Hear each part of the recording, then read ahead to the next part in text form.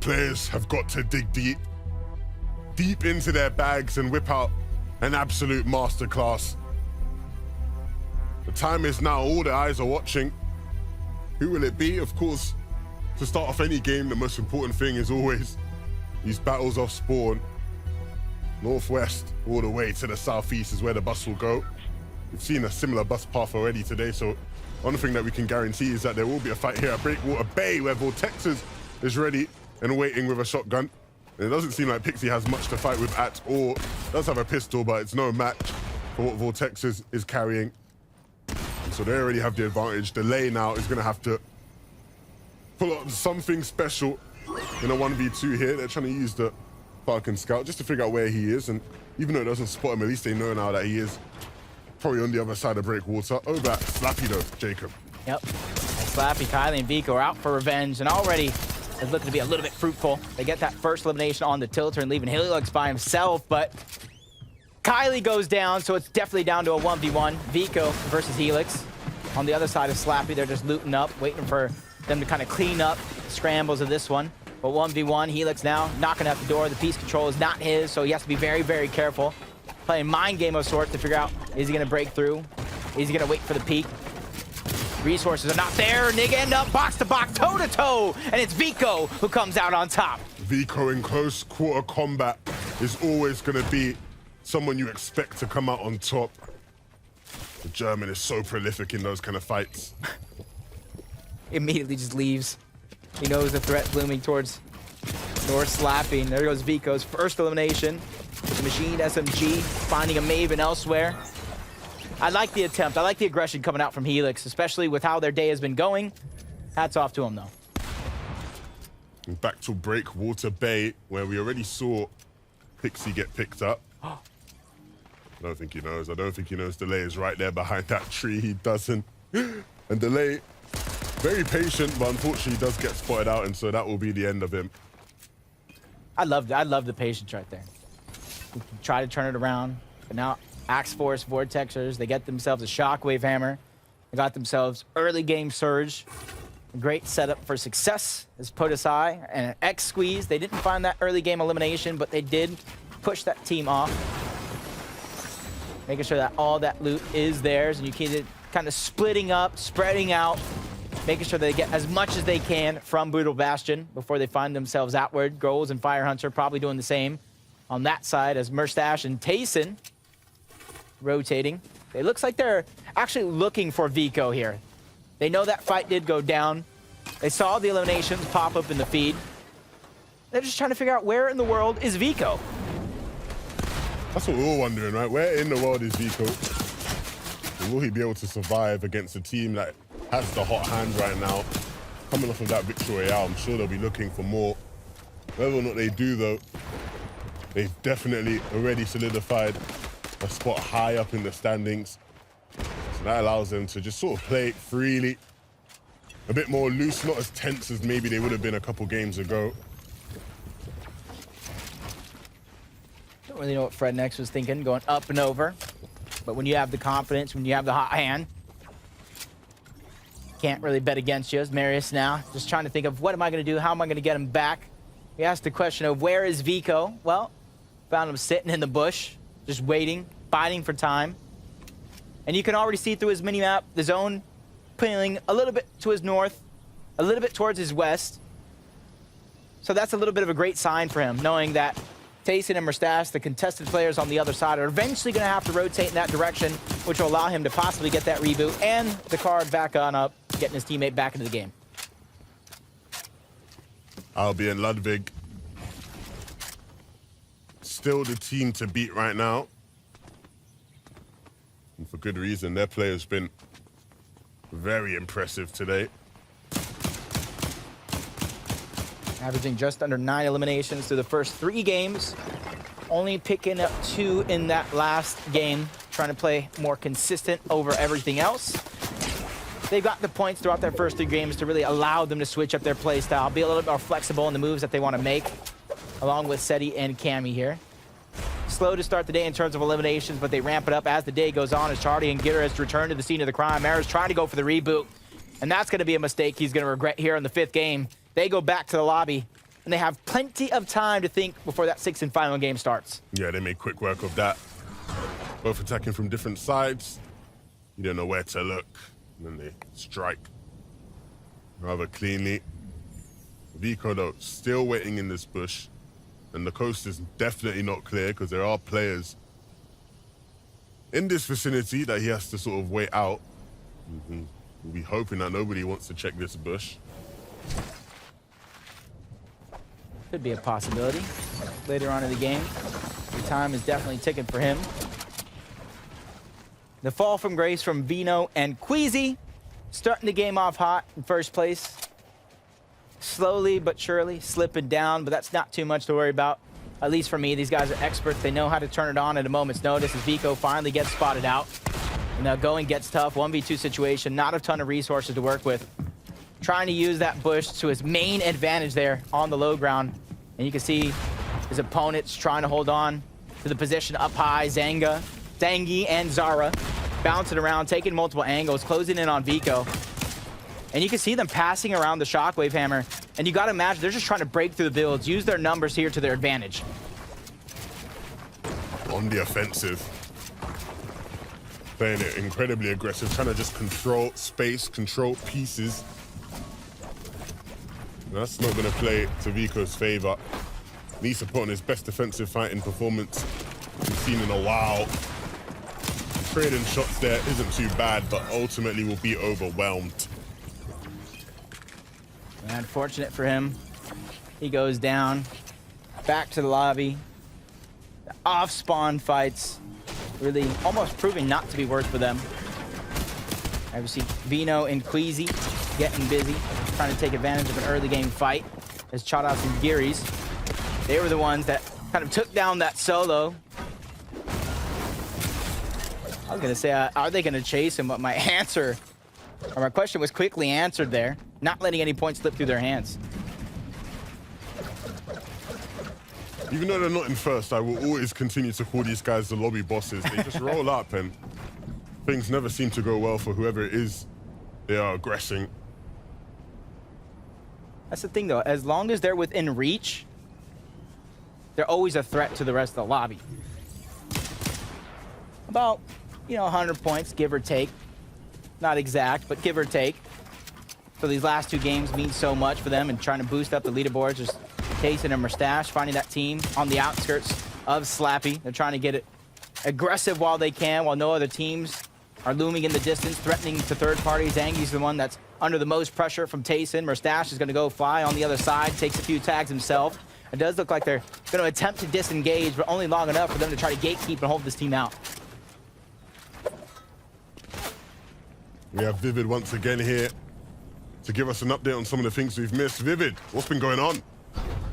Albi has been building a giant Storm Surge base to make sure he and his duo are ready to take on the end game. But I also want to talk about the impact that this can actually have on the lobby. If you take a look at the map, they're going to be building this on the south side of this northern pooling zone. Any of these teams that are to the south are going to have to completely avoid this base and either go to the east or the west. So we'll have to see how that impacts the lobby and where the aggression comes in.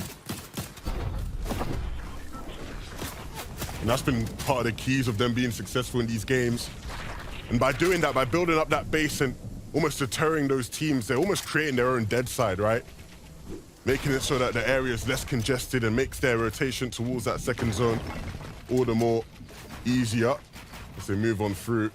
For Pink and Neb, here, they have a long, long ways to go. The zone pulls all the way towards the northwest. And so a max distance zone. Not necessarily max distance for Tayson and Mustache, but still quite a ways to go. They just have Surge to back up this rotation. It's a great ingredient for the recipe for success. You see Bridled and CZB end up in a box-to-box fight. One's going to go down. 2v1 situation. Shockwave hammers directly into the box. And honestly, these are those situations. You're outside of zone. You're really thinking you have an isolated fight. You try to take advantage. It just doesn't go your way. And then you have Bridal Squash, who gets both of those eliminations, and really nothing to worry about from him from this point, probably to the mid game. Because they don't have to worry about Surge. They just got to focus on their rotation.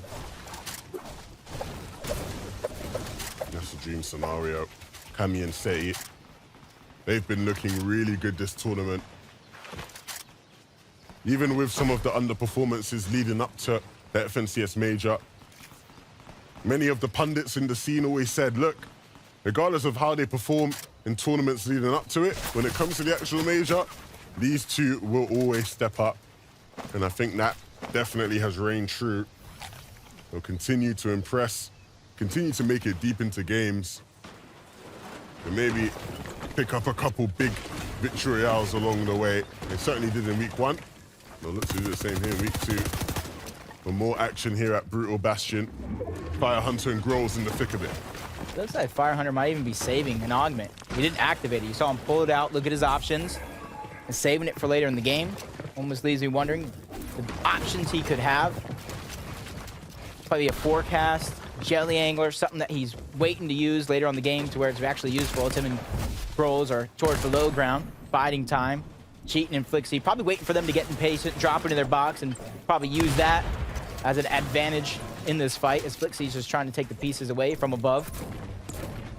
A little bit of a slow fight, though. I don't think any one of these teams really want to make that daring play. Everything that they have in their 5th game, knowing that there's only 2 more chances here to pick up the pace and get as many points as you can. Flixie and cheating, they start to make their move. And if they can get ahead of these teams rotating in, they'll just be able to sit there and hold them, cause issues for them, make their lives difficult as they rotate through. And that's exactly what they'll want to do. It would be the right play. Thomas and Malabuka still needs to deal some damage for Surge. But that is what you want out of Thomas HD. Sitting in positions like this, hitting shots, he definitely is no stranger to it. An anomaly of a performance last week for Thomas and Malabuka. Definitely have woken up, playing more like themselves this time around.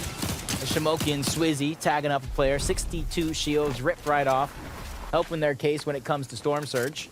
But they still got some more traveling to do, so you got to be careful not to overstep, not get too antsy, especially with another team looming in the distance. If you don't watch out, you don't be careful, you might force them into a fight, and you can just be the team really just taking advantage of the situation as the shots continue to fire off from Swizzy, forcing these players closer and closer together. And I think the deed has been done. 197 below the damage threshold. They forced them close enough to where Cosmo and Jay are now getting into the box. 125 shields followed up by 30 wide HP, just getting drained off of them in the blink of an eye. Excalibur rifle trying to get stuck in there. Any damage is better than none. Forcing out the splashes, the instant heals, which is going to be important for this fight. And you can see them still below on the Storm Surge. 21 to be exact, which isn't much, but as they continue to fall, it's now ticking, doing damage. So they got to close in and finish this fight sooner rather than later. Yeah, just taking a moment to use some chug splashes. They want to get right in. Of course, they're down on Surge, but they are hitting some shots when the opportunity arises. But they do need to get in, and hopefully fast. Need to start dealing damage. Can they break their way through? And right now, their opponents don't even know they're getting tagged up by Surge until the shields get cracked. And there you go. There goes the signal. Jay's trying to back up. Down goes Cosmo. Down goes Jay. They're unable to survive. While CZB and Bridal Squash get both of those eliminations. Really proving that they are here to stay along with Albi and Ludwig. 281 points. For them, it's all about making it past that mid game, entering towards the end game. That's where they fell short in that last one, and they're not looking to have that repeat happen. Ludwig and Albi. We saw how far of a zone they had to traverse. You can see them crowded around a couple different teams. That needs a success. Wow, cheating. Big shot there. Hyrax went down to the zone directly after. Splixie and Cheaton keep their show on the road. They know they have some rotations to do. See one massive tower in the sky. Instead of risking it going up or mountain, contesting them, they're just immediately trying to find that safe passage through. And for Albi and Ludwig, it's about taking that static launch pad. Once again, using the environmental cover to their advantage, but only so much. As Albi goes through unscathed, Ludwig taking a lot of the damage, dropped down to 7 HP, trying to go deep as he can, trying to regenerate health. And you see Albi stopping short to try to relieve some of that pressure. a huge amount of teamwork, and those unspoken acts between two players that take time to develop, but a team this new are wasting no time building that chemistry. Uh-oh. Thomas in a sticky situation. Malabuka has fallen, so it's all up to him. Not how they would have wanted things to go, but nevertheless, he has to play the cards he's been dealt. Quite a journey to make it into zone, but the hammer will speed that up tenfold. The question is, when he gets into zone, how is he able to play things out? It's going to be difficult as a solo from this point in the game. The Buell now in a fight against Queasy and Veno. Don't think I'd envy anybody in that situation. With his teammate Vexy already down, he has to come up big if there's any hope of him getting anything out of this game. Without him, I just disengage completely. Look to try to play as a solo. Let them have Vexy's body, because that's ultimately what they want, more so than even picking up his limb. If they could pick him up, that would be an added bonus, but the body will suffice. They're center zone right now. They do have some time to work with before everybody else in the lobby begins to make their own journey in. One other team a little bit north, but they're preoccupied as well, trying to get some extra loot. A launch pad they could possibly use for the half-half, moving zones depending on what comes their way. Everybody else now, you can see in the minimap, beginning to shockwave in, closing in on the distance. You don't want to be the last one there, especially in these north zones where the elevations are just so drastically different from one another. Looking at Thomas. Down to almost nothing here in this game. A one splash will get him up a bit, but no builds, no materials, no teammate. And as good of a player as he is, even some things may be too difficult for the mighty Thomas HD. Looking to get into a box, if he's able to pick this limb up, it would solidify why he's considered one of the best in the world. Unfortunately, though, Rifty had all the answers. He was ready and waiting. Chasing a mustache, they're to win this one. A potential back-to-back victory out for them. Uh-oh. We're yet to see it today. They're down on Surge. Not something I would expect to see at this stage in the game for a team of this caliber. Only 98 low, though. Not too much to worry about. Tagging up a player just a little bit, knowing their job is not done just yet. Neb trying to stay alive. Pink under pressure. He's trying to hold the walls, and Mustache is this far low, this far separated from the rest of the lobby. This is the best chance they're going to get to gather the Surge in a safe manner. Box to box, wall to wall. 117. Huge tag. Edits through. Down goes Pink. It's all up to Nebs here, as Mustache doing a good job of holding onto the walls. Tayson with the additional angle going to take down Neb as well. The full duo gone and eliminated back to the lobby. That's two of our top teams there. Going head to head. That's 2 out of the top 3 from last game, right? Nebs obviously carried his team to third in that one, so again, big hitters fighting it out. Down goes Seti as well. Cammy's stuck being the hero. He hasn't been eliminated just yet, so anything can happen, along with Savage and Eye Drop. There he goes. Progressively getting better each and every single week, and it did look like Seti got taken down. Cammy just trying to outlast this pressure right now, building up. Shockwave Hammer, even recycling some of these builds, but they're finding him. There's nowhere he can go. They're not letting him escape. But the reload is all it's going to take. They're just probably trying to time it right. You see them on the other side of that cover. Bridal Squad and CZB. If they know he's there, if they know he's a solo, you know as well as I do, they're going to go. Especially this separated outside of the zone. And what a zone we do have here. Another potential game for Albi and Ludwig to increase their lead. How dominant have they been today? A Mythic Pistol coming in clutch. Still need to do a fair bit of damage. Still want to have some peace of mind in this game. But again, with that Mythic Pistol, it's not going to be impossible. Looking to try to use those old builds there. When Zone starts to pull towards it a bit more, they can use that impulse grenade just to get up there. Snazy and Andalex down below. And still knocking on the door of the top 10. If there was ever a time to start pushing their way on in, it would be these last 2 games. Oh. On the other wall, piece control going on over. Edits in. Tries to go for the shot. Not going to find any success there. It's almost as if they can smell how weak CZB actually is. Probably under 10 HP. Living on a prayer hoping that his teammate stays in his box so they can't break through. Swizzy on the other side along with Shimoki. Everybody really jam-packed this close like a can of sardines. One mistake, one bad play can really cost you everything. It does look like that lone solo is just going to bounce through and get out alive. He doesn't know the pressure he just escaped getting out when he did. Vino and Queasy, a big chance for them in this game to start to close the gap, push their way up in the standings just that bit more. Of course, they started off today in first place, and it's been a while since they've been able to hold that title. As Dash and Tayson, they're looking to close the gap between them and first place. One of the few teams that could do it in this game potentially. If Albi another big word to fall, but they have to have a big game themselves. You see Albi all the way up there on height, still towards the backside, just to pick people off who maybe are caught sleeping. And then anybody who wants to take height is going to have to deal with them, and it might be that first place team. Albi and Ludwig, they look for it for a moment, but it's Queasy and Vino up here who will say, no, no, no, you stay down below.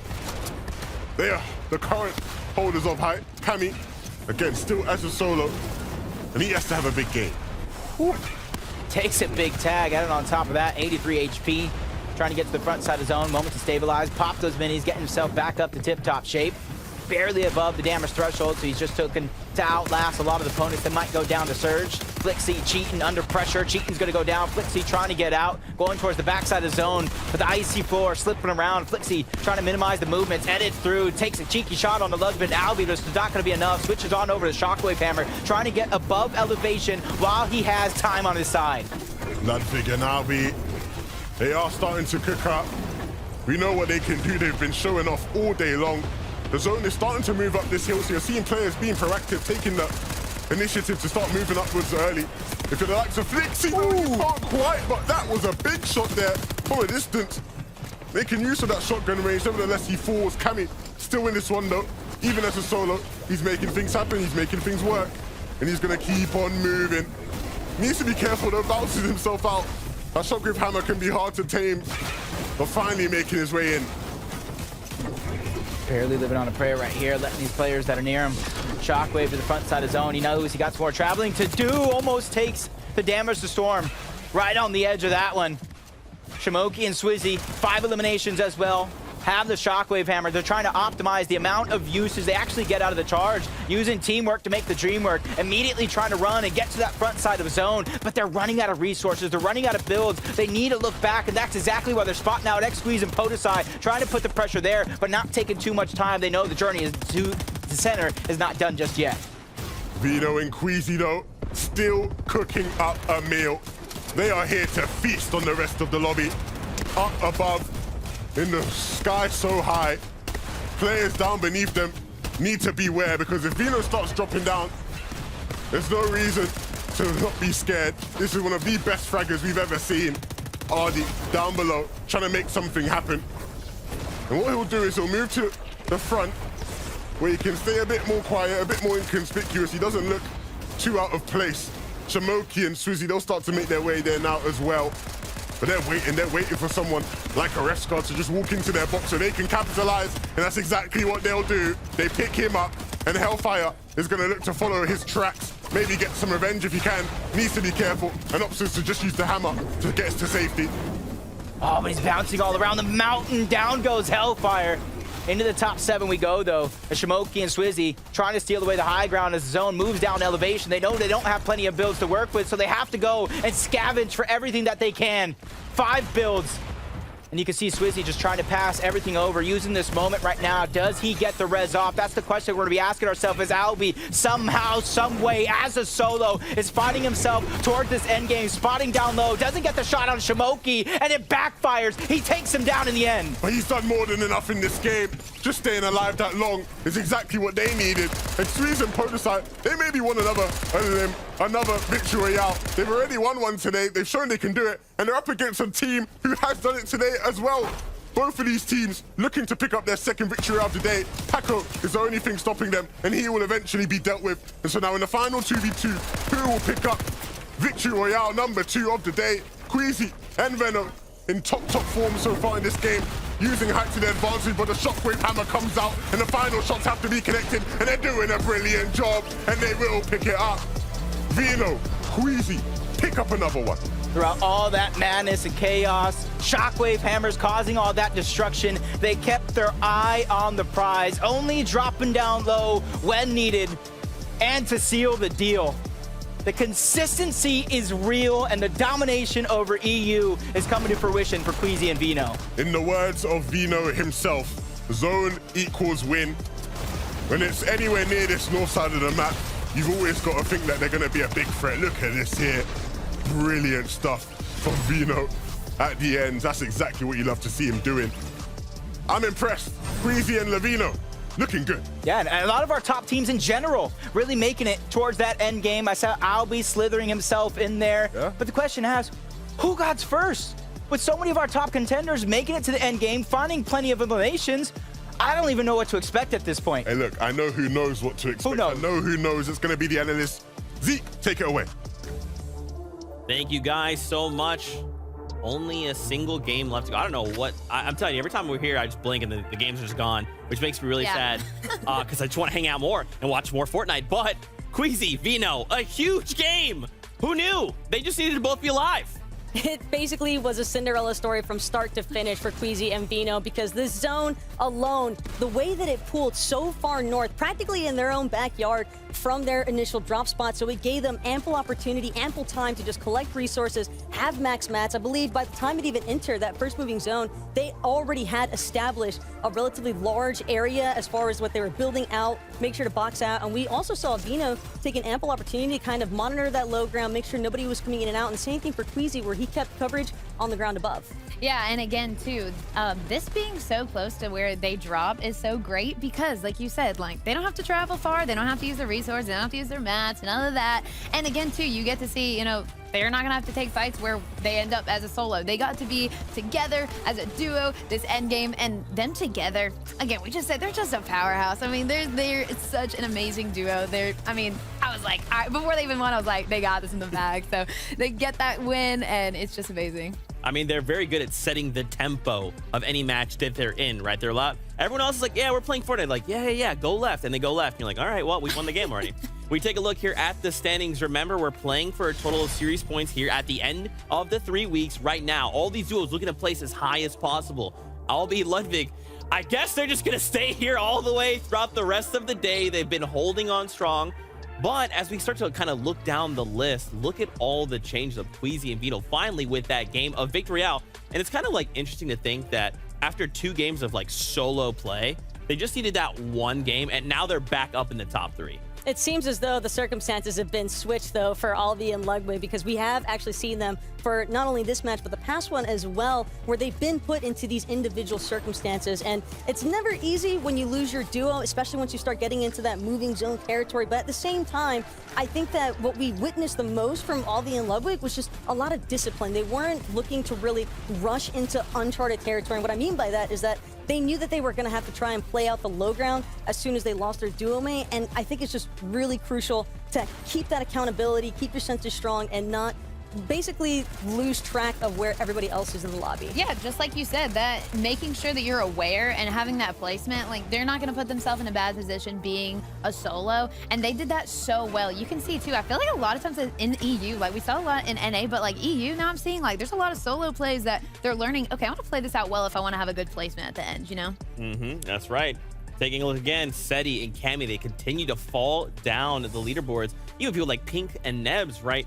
There's a lot of these high-profile duos in EU that we're kind of like used to seeing in the FNCS, but something's not clicking, right? What do you guys think is happening? Partially, I think, due to the fact that we have seen a decent amount of the zones pulling a little bit towards that fourth and third section, and because there are duos like Queasy and Vito, like Podesai and Sweezy, that have control coming in from that south. Well, for Podesai and Sweezy, they're south of Brutal Bastion, but it's still difficult, I think, for duos like Seti and Cammy to make those rotations upwards from their initial drop spot, because you have to deal with such experienced duos that it makes it very difficult to actually sneak by without losing a lot of resources and having to expend a lot of your shield. Yeah, and like you said, having some of these teams building up and having just like a castle of their own. And they're like, you're not coming this way. I'm taking over this entire area. You have to expend so many mats if you're going to make those like rotations and such. So it's just crazy. And again, too, look here. We see this mythic pistol being used. I just want to point that out again because it's so new into like coming in. We saw so many of the SMG being used, but the pistol is just so amazing. The SMG, again, is still being used, but that pistol is crazy, is not, Taco? No, it definitely is. And I think for Podesai and Sweezy specifically, because of the fact that they've had a tendency to win out from their drop spot, because being in that southern section of Brutal Bastion, they're able to push against JJ2 and Glevshi, and it's just working out great. Yeah, I'm telling you, the meta continues to change here in EU game to game. I'm telling you, though, pistols, like Jenny said, that's where it's at. Crazy. What's going on? NA East was already like, no, we're here. We all know pistols for everybody. EU maybe a little bit changing. Maybe EU is just everyone's too good that like no one wants to make that mistake, and they're just like, hey, pistol, and everyone's like, no, I'm gonna take what I'm used to using, right? Like, I don't know. But hey, we got one game left to go. We hope you guys are enjoying all of the action. So for one last time here in EU, the last ride of the day. Take it away, Jacob PR, 112K.